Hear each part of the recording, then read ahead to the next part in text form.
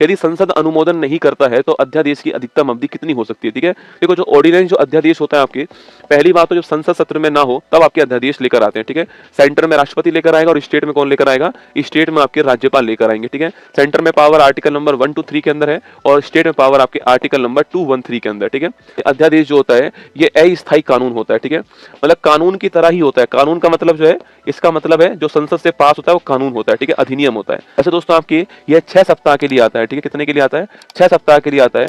और इसको फिर जब अगला जब आपके सदन चलेगा तो उसमें इसको पास करवाना पड़ता है। पास हो जाएगा तो फिर ये आगे कानून बन जाएगा, पास नहीं होगा तो गिर जाएगा। ठीक है, मान लो दोस्तों एक सत्र यहाँ पर चल रहा था। ठीक है, इसका जो अंतिम दिन था आपके, इस अंतिम दिन के बाद में इसका जो अगला दिन होगा, इस दिन हमारे दिमाग में आ गया कि भाई एक कानून लाना पड़ेगा। हमारे राष्ट्रपति के दिमाग में आया कि एक अधिनियम की जरूरत है।